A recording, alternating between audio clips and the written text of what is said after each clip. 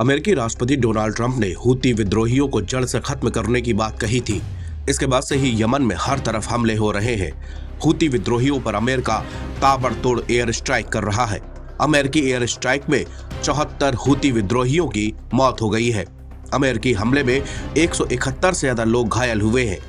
Satellite तस्वीरों में दिख रहा है कि यमन में हूती विद्रोहियों के नियंत्रण वाले रास ईसा बंदरगाह पर अमेरिकी हमले से खासा नुकसान पहुंचा है। यमन के हूती विद्रोहियों ने शुक्रवार को दावा किया कि तेल बंदरगाह को निशाना बनाकर किए गए अमेरिकी हवाई हमलों में मरने वालों की संख्या बढ़कर 74 हो गई है। यमन की राजधानी सना में विद्रोहियों के स्वास्थ्य मंत्रालय की ओर से दी गई जानकारी के मुताबिक रात भर किए गए हमलों ने पूरे इलाके में तबाही मचा रखी है। अमेरिकी एयर स्ट्राइक के कारण कई ट्रकों में आग लग गई जो देर रात तक दहकते रहे।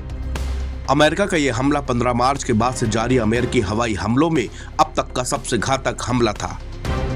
हूती विद्रोहियों के समाचार चैनल ने हमले के बाद की स्थिति का ग्राफिक फुटेज प्रसारित किया। इसमें घटना स्थल पर विध्वंसक दृश्य नजर आ रहे थे। अमेरिकी सेना की सेंट्रल कमांड ने एक बयान में कहा कि अमेरिकी सेना ने ईरान समर्थित हूती आतंकवादियों के लिए ईंधन के स्रोत को खत्म करने और उस अवैध राजस्व से वंचित करने के लिए कार्रवाई की जो कि पूरे क्षेत्र को आतंकित करने में हूती के प्रयासों को 10 साल से अधिक समय से वित्त पोषित कर रहा था। सेंट्रल कमांड ने कहा कि इस हमले का उद्देश्य यमन के लोगों को नुकसान पहुंचाना नहीं था। यमन के लोग हूती की अधीनता से वास्तव में आजादी चाहते हैं और शांति से रहना चाहते हैं। सेंट्रल कमांड ने हताहतों के संबंध में कोई जानकारी नहीं दी। अल मसीरा टीवी ने वीडियो फुटेज शेयर करते हुए अरबी में लिखा है, रास ईसा तेल बंदरगाह को निशाना बनाकर अमेरिकी आक्रामकता के अपराध का शुरुआती फुटेज जिसके परिणाम स्वरूप कई लोग शहीद हो गए। अल जजीरा की एक रिपोर्ट के मुताबिक रास ईसा में एक तेल पाइपलाइन और बंदरगाह है जो यमन की महत्वपूर्ण बुनियादी ढांचा है। यमन के लगभग 70% आयात और 80% मानवीय सहायता रास ईसा, होदेइदाह और अस सलिफ के बंदरगाहों से होकर गुजरती है। वाशिंगटन ने हूतियों को साफ चेतावनी दी है कि अगर वो लाल सागर में शिपिंग पर हमले बंद नहीं करते तब तक अमेरिका हमले जारी रखेगा। अमेरिका के हवाई हमलों का सामना कर रहे यमन के हूती विद्रोहियों ने कहा कि वह दुश्मन से निपटने के लिए पूरी तरह से तैयार है। हूतियों ने कहा कि वो जमीनी स्तर पर हो रहे बदलावों पर बारीकी से नजर रख रहे हैं और हर तरह की स्थिति की तैयारी कर रहे हैं। हूतियों की नजर पश्चिम एशिया में अमेरिका के सहयोगी सऊदी अरब और यूएई पे भी है। हूतियों का अंदेशा है कि सऊदी अरब और संयुक्त अरब अमीरात यानी कि यूएई यमन में हस्तक्षेप कर सकते हैं।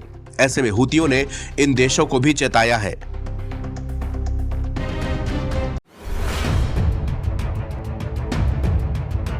यमन के हूती विद्रोहियों पर अमेरिका का कहर बरस रहा है।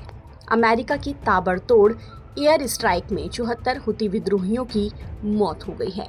अमेरिकी हमले में 171 से ज्यादा हूती घायल हुए हैं। इस बीच यमन के हूती विद्रोहियों ने कहा है कि वो दुश्मन से निपटने के लिए पूरी तरह से तैयार हैं। हूतियों ने कहा है कि वो जमीनी स्तर पर हो रहे बदलावों पर बारीकी से नजर रख रहे हैं और इस तरह की स्थिति के लिए तैयारी कर रहे हैं। हूतियों की नजर पश्चिम एशिया में अमेरिका के सहयोगी सऊदी अरब और यूएई पर भी है। हूतियों को शक है कि सऊदी अरब और संयुक्त अरब अमीरात यमन में हस्तक्षेप कर सकता है। ऐसे में हूतियों ने इन दोनों देशों को भी धमकी दे दी है। न्यूज़वीक की रिपोर्ट के मुताबिक सऊदी और यूएई ने एक दशक पहले हूतियों के खिलाफ अभियान चलाया था। ये तब हुआ था जब हूतियों ने अंतर्राष्ट्रीय स्तर पर मान्यता प्राप्त यमनी सरकार को राजधानी से बेदखल कर दिया था। इसके बाद सऊदी और यूएई ने सरकार का समर्थन करते हुए हूतियों के खिलाफ जंग छेड़ दी थी। हालांकि गाजा में युद्ध शुरू होने के बाद हालात एक बार फिर बदले। हूतियों ने लाल सागर में इजराइल और अमेरिका के जहाजों को निशाना बनाया और इसके जवाब में अमेरिका ने यमन में भीषण बमबारी शुरू कर दी। अमेरिका की ओर से की गई इस कार्रवाई के बाद सऊदी और यूएई अभी तक चुप हैं, लेकिन हूतियों को डर है कि ये दोनों देश यमन पर सैन्य कार्रवाई कर सकते हैं। इस आशंका के बीच हूतियों ने चेतावनी दी है कि अगर सऊदी अरब और यूएई ने यमन में कोई सैन्य कदम उठाया तो इसके लिए उन्हें गंभीर नतीजे भुगतने पड़ेंगे। फिलहाल यमन के 1/3 हिस्से और 80% आबादी पर हूतियों का ही कब्जा है हूथियों की सुप्रीम पॉलिटिकल काउंसिल राजधानी सना में है। दूसरी ओर यमनी सरकार है जो दक्षिण में अदन शहर से काम करती है। यमनी सरकार का प्रतिनिधित्व राष्ट्रपति नेतृत्व परिषद करती है। इसमें कई पार्टियां शामिल हैं जिनमें यूएई समर्थित अलगाववादी दक्षिण संक्रमणकालीन परिषद भी शामिल है।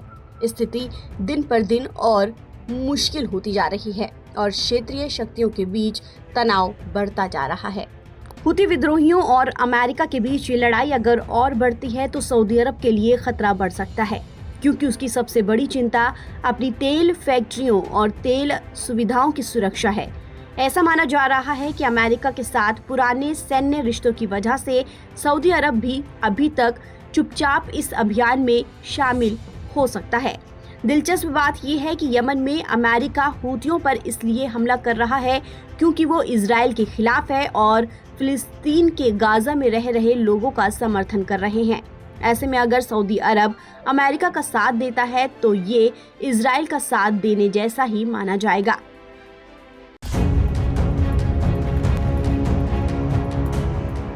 क्या ट्रंप की हूतियों के जल्द खात्मे के दावे का वक्त नजदीक आ गया है?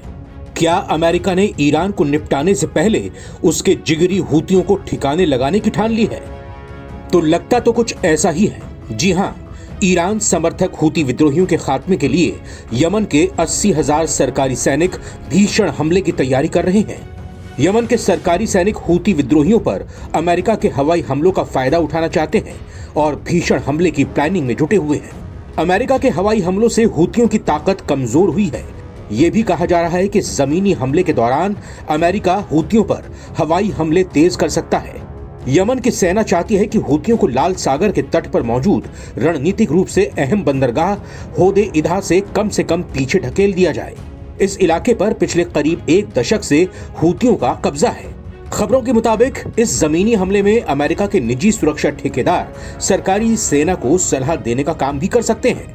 अमेरिका और यमन के अधिकारियों के मुताबिक इस हमले की योजना को संयुक्त अरब अमीरात यानी यूएई ने बनाया है, जो यमन की सरकारी सेना को सपोर्ट करता है। हालांकि अमेरिका ने बड़ी चालाकी दिखाते हुए ये भी कहा है कि यमन की सेना को समर्थन देने के फैसले पर अभी कोई फैसला नहीं हुआ है। हाँ, अमेरिका ने यह जरूर कहा है कि लाल सागर की सुरक्षा क्षेत्र के सभी भागीदार देशों की जिम्मेदारी है। हम इन देशों के साथ मिलकर काम कर रहे हैं ताकि जहाजों की सुरक्षा को सुनिश्चित किया जा सके। इस बीच यूएई सरकार के करीबी एक राजनीतिक विश्लेषक ने दावा किया है कि यमन की सरकार को सऊदी अरब और यूएई की सरकार का समर्थन हासिल है। यमन की सेना चाहती है कि लाल सागर के इस महत्वपूर्ण पोर्ट पर कब्जा करके राजधानी सना की ओर आगे बढ़ा जाए। इस खुलासे पर यमन के हूती विद्रोहियों की ओर से कोई प्रतिक्रिया नहीं आई है, लेकिन हूतियों के करीबी पत्रकार ने सऊदी अरब और यूएई को खुली धमकी दी है। हूती विद्रोहियों के करीबी और यमन के विद्रोहियों के इलाके में रहने वाले पत्रकार ने चेतावनी दी है कि सऊदी अरब और यूएई के भाड़े के सैनिकों की ओर से अगर कोई भी हमला होता है तो इसका करारा जवाब दिया जाएगा। चेतावनी देते हुए यह भी दावा किया गया है कि हूती सेना इस हमले के लिए पूरी तरह से तैयार है।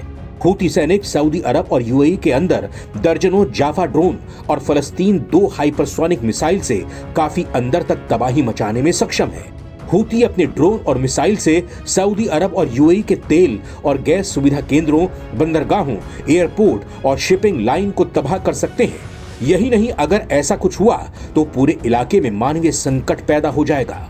अमेरिका ने हूतियों पर अपने परमाणु बॉम्बर B-2 से भीषण हमले भी शुरू किए हैं। इन हमलों को देखते हुए ईरान ने भी हूती इलाके से अपने सैनिकों को निकाल लिया है। वहीं हूती विद्रोही लगातार अमेरिका के एयरक्राफ्ट कैरियर पर हमले जारी रखे हुए हैं।